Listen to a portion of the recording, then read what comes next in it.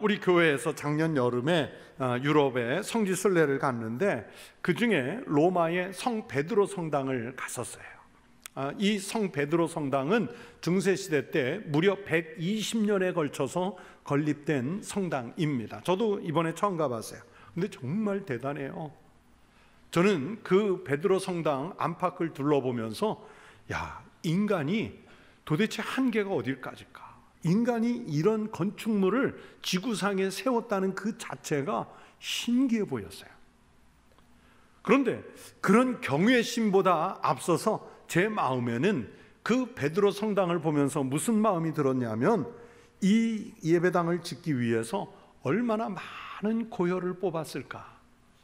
교권이 얼마나 무섭게 작동을 했을까? 국민들을 얼마나 핍박했을까? 이런 생각들이 밀려오면서 이게 피의 상징인 거예요. 거룩하다기보다는 피의 상징 같아요.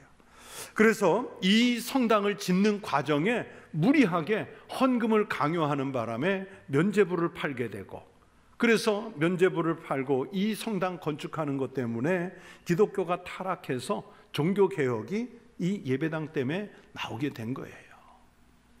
그런 생각을 하니까 별로 이렇게 경외심이 들지는 않았어요.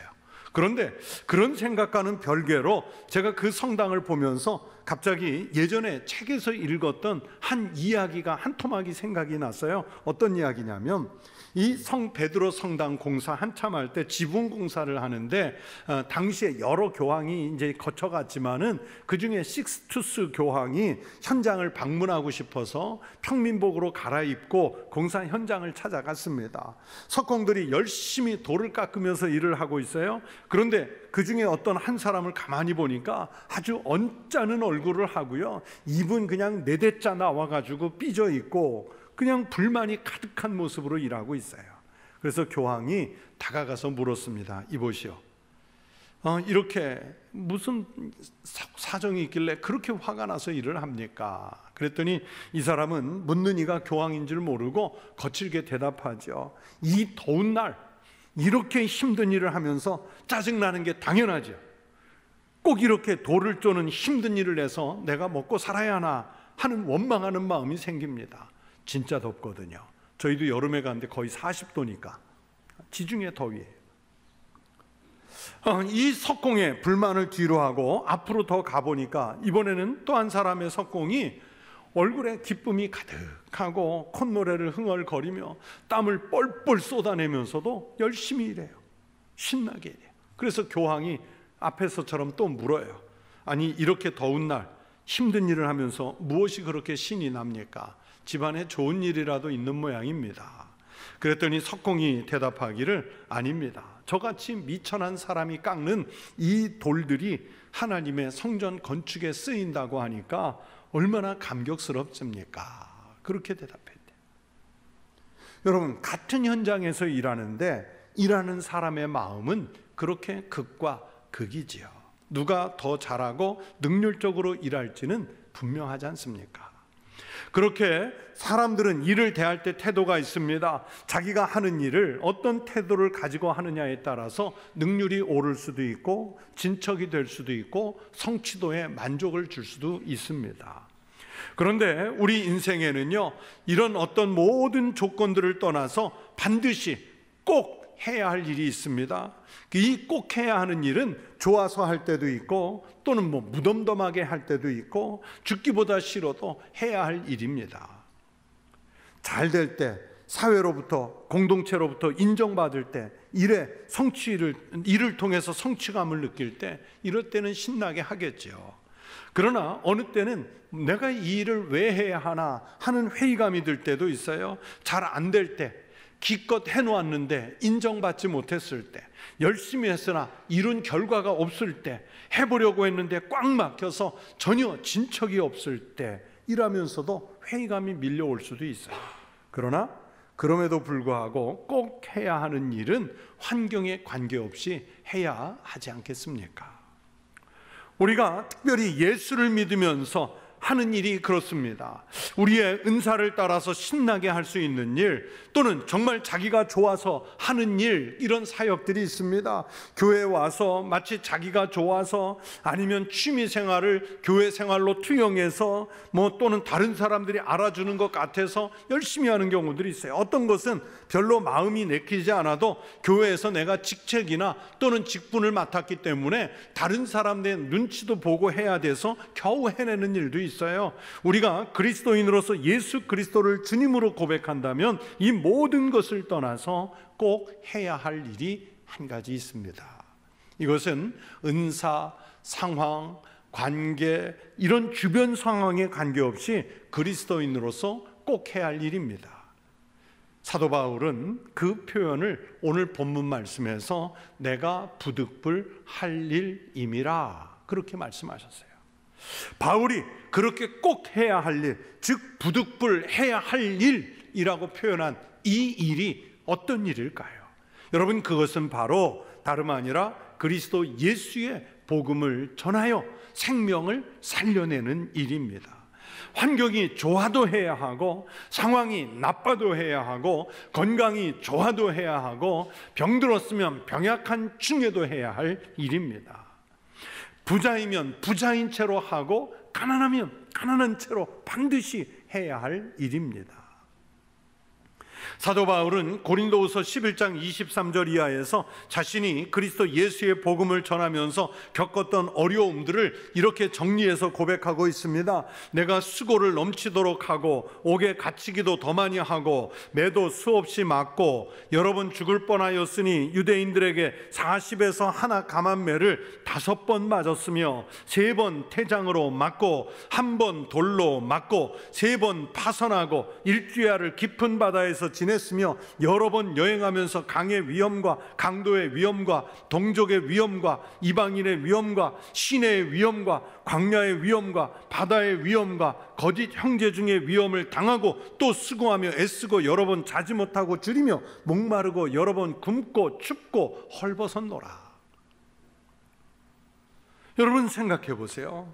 바울의 이 고백처럼 옥에도 자주 갇히고 이것 때문에 매맞아가면서, 그리고 배고픔을 참고 견뎌가면서 생사의 갈릴길을 겪으면서 이 일을 꼭 해야 한다 할 때 여러분, 이게 보통의 마음이겠습니까? 저는 이 고린도후서 11장 23절 이하의 말씀을 읽을 때마다, 저는 목회자지만 아마 이런 바울이 겪었던 일 중에 2가지, 3가지만 만약에 내가 겪어야 한다면 나는 당장 목사 그만두고 아마 도망쳤을지도 모르겠다, 그 생각할 때가 많아요. 이 신나게 할 수 있는 일이 아니죠. 할 수만 있으면 피하고 싶은 일이라고 말할 수 있습니다. 여러분, 사실 사도 바울은요, 인간적으로 신분이나 지위, 그가 가진 권력, 자랑할 것이 많은 사람입니다. 그러나 오늘 말씀에서 복음은 일, 전하는 일 자체에는 자랑할 것이 없다고 고백해요. 복음 전파는 그가 원해서 한 것도 아니고 누가 시켜서 하는 일도 아닙니다. 부득불, 즉 회피할 수 없는 필연적 사명인 까닭에 자랑할 만한 것이 아무것도 없는 상태에서 일해야 한다고 말씀합니다. 당연히 할 일을 할 뿐이라는 얘기지요. 여러분, 주부가 매일 가정에서 살림하면서 내가 주부로서 일을 열심히 하고 가정을 지킨다, 당연히 할 일 하면서 여러분, 그게 자랑거리입니까? 아니면 가장이 밖에 나가 일하면서 내가 가족들을 위해서 얼마나 희생하면서 열심히 일하는지 알아? 그러면서 나 좀 알아줘. 여러분, 이게 특별히 자랑할 일은 아니잖아요. 제가 지금 여러분에게 목사로서 설교를 하고 있는데, 내가 일주일마다 주일마다 한 번씩 매일 여기서 매주 설교를 하고 새벽마다 설교하고 또 수요일마다 설교하고 그거 준비해서 하는 게 얼마나 힘든지 알아? 그러니 여러분, 내가 하는 것 좀 알아봐 주시오 하면서 그게 자랑할 일인가요? 맡았으니까 하는 일이잖아요. 당연히 최선을 다해 열심히 우리는 각자의 일을 해야 해요. 그런 것처럼 사도 바울은 이 복음 전하는 일은 그리스도인으로서 당연히 자랑 없이 해야 할 일이라는 표현을 이 본문에서 하고 있습니다. 사도 바울은요, 다메섹 도상에서 주님께 사로잡힌 바 된 이후 하나님께로부터 받은 소명을 선택하거나 거부할 수 있는 자유 자체가 전혀 없는, 그래서 자신은 그리스도의 신령한 포로요 종이 됐다는 고백들을 해요. 그럼에도 불구하고 사도 바울은 이 일이 고통이 아니라 자원하는 마음, 순종하는 마음으로 자기는 이 사명을 감당하고 있다고 말씀하는 거예요. 여러분, 군인들 이제 군대 가면 남자들은 그 상관으로부터 명령을 받으면요, 그 복명, 복창이라는 것을 합니다. 그러니까 어떤 명령을 내렸는지 내 입으로 한번 확인하는 거지요. 저는 군종병과 인사과장님 전령 두 가지 보직을 동시에 했는데, 제가 제대할 때까지 약 3년 가까이 인사과장님 3분을 모셨었어요. 그런데 두 번째 모셨던 분은 그 송대령님인데, 이분은요, 정말 꼴초예요. 그러니까 박일병 하고 부르면 예 하고 달려가면 물 가져와. 그래. 물도 참 많이 마시고 또 불도 늘 필요한 분이에요. 근데 경상도 억양이 세가지고 이렇게 달려가는 사이에 뭐 가져와 하면 잘 안 들려요. 하지만 가서 예, 불 가져오겠습니다. 아니, 좀 담배 그렇게 좋아하면 좀 갖고 다니지, 왜 맨날 가져오라는지. 근데 어떤 날은 예, 물 가져오겠습니다. 목마른 줄 알고. 그러면 얌맘, 내가 언제 물 가져오라냐, 불 가져오라 그랬지. 그럼 불 드리면 또 그 확인하는 거예요. 상사는 내 명령이 쟤한테 제대로 전달됐는지, 또 저는 명령을 받는 입장에서 저분의 명령이 이게 맞는지 확인을 해요. 이걸 복명복창이라고 그래요. 그래서 복명복창한 것은 거절할 수 없는 명령이에요. 이것은 반드시 부하로서 해줘야 할 일인 거예요. 여러분, 그런데 성경에서 예수 그리스도의 복음을 전하라 하는 이 명령은 주의 군사된 사람들에게 내리시는 하늘의 명령이라는 말씀입니다. 여러분, 예수께서 제자들에게 마지막 내리신 명령, 지상 대명령이라는 마태복음 28장 19절 20절 말씀이 이렇습니다. 그러므로 너희는 가서 모든 민족을 제자로 삼아 아버지와 아들과 성령의 이름으로 세례를 베풀고 내가 너희에게 분부한 모든 것을 가르쳐 지키게 하라. 그런데요, 여러분, 이 말씀은 헬라어 원문으로 보시면요, 하나같이 다 명령형으로 되어 있습니다. 가라, 제자를 삼으라, 세례를 베풀라, 가르쳐 지키게 하라. 예수님이 주의 제자들에게, 그리스도인들에게 여러분이 했으면 좋겠습니다, 같이 하십시다, 그렇게 권고하거나 당부하시는, 부탁하시는 말씀이 아니라 명령으로 말씀하셨습니다. 명령으로. 또 승천하시면서도 말씀하시죠. 오직 성령이 너희에게 임하시면 너희가 권능을 받고 예루살렘과 온 유대와 사마리아 땅끝까지 이르러 내 증인이 되리라 하시니라. 여러분, 이것도 권고가 아니에요? 성령이 여러분에게 임하시면 반드시 이렇게 해야 한다는 명령을 말씀하시고 있습니다. 사도 바울은요, 빌립보 교회 교인들에게 편지하면서 내가 복음을 위해서 그리스도 예수께 잡힌 바 되었노라 이렇게 말씀했는데, 이 말씀 잡힌 바 되었다는 뜻은요, 헬라어 원문으로는 내가 군대의 징집 영장을 받았다는 뜻이에요. 바울이 참 군사적인 표현을 많이 했어요. 여러분, 젊은이가 군대에 들어오라는 징집 영장을 받으면 거절할 수 없듯이 복음을 전하는 명령은 거절할 수 있는 명령이 아니라 반드시 군대 징집 영장 수행하듯이 그렇게 해야 한다는 것을 사도 바울이 말씀해 주신 거예요. 그렇다고 해서 바울이 그 일을 억지로 감당했다는 뜻이 아니라 정말 거부할 수 없는 아주 묵직한 소명의식에 사로잡혔다는 고백입니다. 그리고 이 명령을 잘 이행했다고 해서 자랑하지 않습니다. 왜냐하면 부득불 할 일이기 때문입니다. 그리고 17절에서는 자기는 이 부득불 할 일을 위해서 자의로는 아닐지라도 나는 사명을 받았노라 이렇게 말씀하시잖아요. 나는 사명을 받았다. 여러분, 사도 바울에게 그리고 제자들에게 명령하신 주님께서 오늘은 우리 청북교회에 명령하고 계시는 줄로 믿습니다. 우리 성도들 개인에게도 말씀하고 계십니다. 우리가 무엇을 하든지 그 일을 통해 그리스도의 복음이 증거되고 나타나도록 명령하십니다. 때를 얻든지 못 얻든지 그리스도의 복음을 전하는 일은 그리스도인으로서 부득불해야 할 일이며, 우리 교회가 부득불해야 할 일이며, 모든 그리스도인이 세상에 사는 날 동안 부득불해야 할 일인 줄로 믿습니다. 그래서 여러분, 가깝게는 가족들 중에 믿지 않는 이가 있으면, 또 친지 중에 믿지 않는 이가 있으면 그 영혼을 불쌍하게 여겨서 꼭 전해야 합니다. 우리와 더불어 사는 친구 또는 이웃들에게 그리스도 예수의 복음을 꼭 전해 주어야 합니다. 그리고 우리가 힘을 내어 할 수 있는 모든 역량을 동원해서 그리스도의 복음을 전달해 주어야 합니다. 내가 직접 전하고, 내가 미처 전할 수 없으면 이웃의 도움을 받아서 전하고, 내가 갈 수 있는 곳이면 가서 전하고, 갈 수 없는 먼 곳이면 다른 그들의 이웃을 통해서 전할 수 있도록 우리가 전해줘야 됩니다. 여러분, 생각해 보세요. 지금부터 120년, 130년, 140년 전에 선진화 세계에 살던 그 선교사님들이 자신들의 고향 또는 문명의 혜택, 당대의 명문학교를 졸업한 학문성, 이런 것들을 포기하고 이름도 알 수 없는 동쪽의 변방 조선 땅을 찾아오지 않았으면 우리에게 복음을 통한 구원의 소식을 들을 수 있는 기회가 있었을까? 여러분, 1800년대 말 1900년대 초 기준으로만 해도요, 미국의 대졸자 평균 그 퍼센테이지가 2%가 안 돼요. 그런데 선교사님들이 자기들 사회에서 누릴 수 있는 온갖 혜택과 특권들을 내려놓고 복음 전하러 이 조선 땅까지 오셨어요. 그래서 오늘 우리가 예수 믿고 우리가 교회를 이루었지 않습니까? 우리 그리스도인들은 내가 누군가에게 복음을 듣고 그래서 그리스도를 영접해서 구원을 받았다면 주님과 복음을 전한 이에게 우리는 복음의 빚진 자들입니다.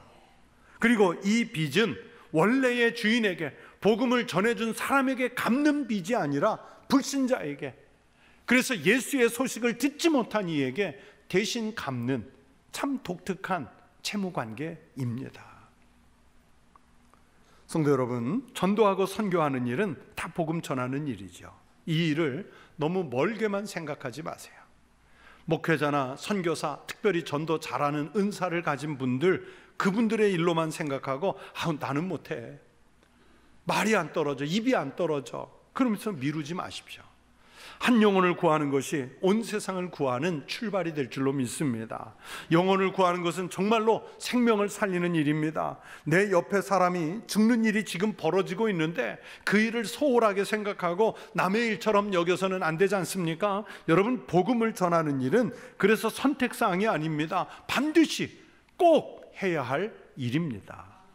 예레미야 선지자가 하나님이 주시는 계시를 받고 하나님의 말씀을 선포했지요. 그런데 예레미야가 전하는 하나님의 말씀 때문에 마음이 불편했던 사람들이 좀 있었습니다. 당시에 왕족과 귀족들, 그리고 종교적 기득권을 누리던 제사장 그룹들입니다. 이 사람들은 예레미야 선지자가 괜히 쓸데없는 헛소문을 하나님의 말씀이라고 속여서 선포하고 다닌다며 누명을 뒤집어 씌워서 붙잡아 들여서 고문하고 때리고 옥에 가두어 버렸습니다. 그렇게 제사장 임멜의 아들 바스울에게 잡혀가서 모진 고초를 겪고 며칠 있다 풀려나면서 그 사람들에게 이제 밖에 나가면 예레미야, 당신은 쓸데없는 소리 하고 다니지 말라 하는 경고를 받았어요.